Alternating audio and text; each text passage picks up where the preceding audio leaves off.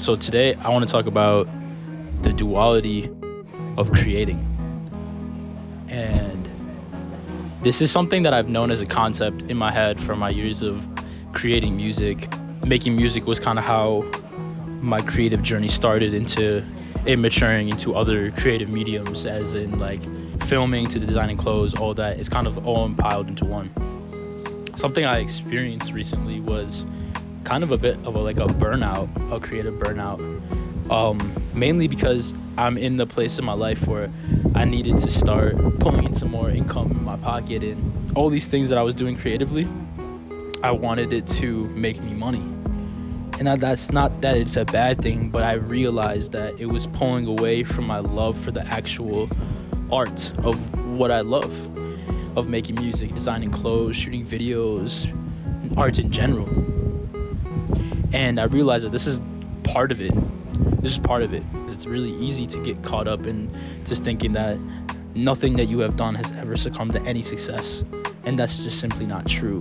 This leads me into my first tip that I want to tell you guys, which is falling in love with the process. Man, this is so important.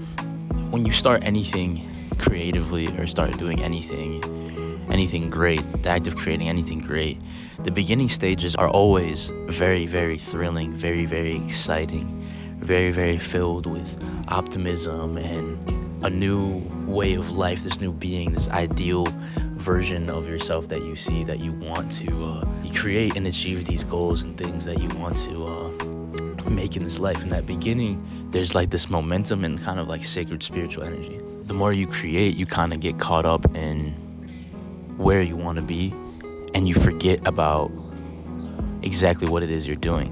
I had to fall in love with the process over and over again. I think this is very normal, to fall in love with the process over again. Now, me personally, how this happened is it got to a point where it felt like a chore to do all the things that I loved. It didn't feel like anything was happening, and it's very, very easy to get caught up in that. What I realized is that idea of trying to get there, trying to get whatever it is you have in your mind, trying to get there, it takes you away from what you're doing right now. And when you do get there, you won't even realize you're there because you're constantly trying to focus on getting there. I just took a trip to San Diego and recently just came back. We had this beautiful spot, great view of the city. Turned the whole Airbnb upside down to just make a whole studio, changed the whole room. It was amazing. It was a great experience. I was recording music on the balcony in downtown San Diego, and it was just like, man, I stopped and soaked it in and realized, dude, I made it. I'm there. This is exactly what I've always wanted. I'm there.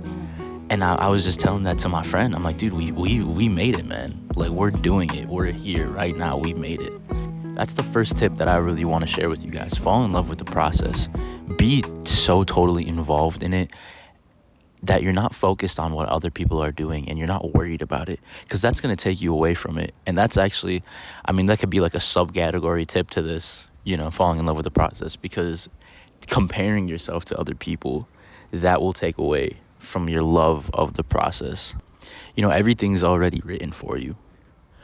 Anything that's yours is always going to be yours, and nothing can get in the way of it reaching you. The only thing that really can is you and your mentality. And I'm still learning that now. I'm starting to discover that, this is all a mental game. What exists for you is already yours. You have to become that person that has that lifestyle already. This takes some really, really deep inner work. Recently, I've been very, very aware of the things that are holding me back. There's like an identity crisis that happens, but the things in our mind that we know that we need to work on, that we know that we need to heal in order to achieve the things that we want to, become the people that we want to be, the things that are holding us back, it's very, very simple to solve. All you have to do is just be aware of it. Be aware of the thoughts that it puts in your mind. Your mind, body, are very, very interlinked. And when you realize that, you can understand and go back and see what triggered you, what this, what did this, what did that. Having the mentality that everything that's already written for you, that exists for you, is already yours. You already have it. I know you've probably heard this mentality a lot, but you really gotta like sink into it. Like, what does that mean? If it already exists for me and it's already out there, what does that mean? And it means it's already mine. What does that mean? That means that all you have to do now is right now, in this very moment, decide that you own it and it's yours. Whatever comes up next, whatever vision that you have of yourself, whatever you know you need to do next for you, do that. You know exactly what you have to do. I don't have to sit here and tell you how to heal. I can't do that, actually. You know exactly what you need to do. A lot of the times when you're experiencing like this creative block is because there's a block within you. There's something that you have to let go. Creating is a very, very spiritual process, regardless if it's art or anything else really in your life. It could be like you're trying to create your dream life for a family, you know, you could be your dream job, anything. It's a creative block, and it's a block within yourself. And all you have to do is become that person, so that in time it lines up, so you meet the person that you become meets with the dream life that you're supposed to achieve. And it all happens when you realize that you're already there. Kind of what we were talking about with my last tip, like you're already there. Because once you're already there, like, you embody it now. It's happening now. It's yours now. You know? Use this time on the other side of creativity, your creative block. Call it whatever you want. So this is just the duality of creating. I don't even want to call it a creative block. It's just a necessary time for you to go. Let's call it a creative growth period. Creative growth. During that time, don't look at what hasn't happened for you yet. Look at what has happened. You know? Focus on that. Remove the blocks in your life within yourself that you need to, in order to have the firm belief that it's already yours and it's here, it's now, and it's for you. This tip I actually got from a short little parable that I'll share. I might not get it exactly right, but the lesson is still there. It's about a fisherman.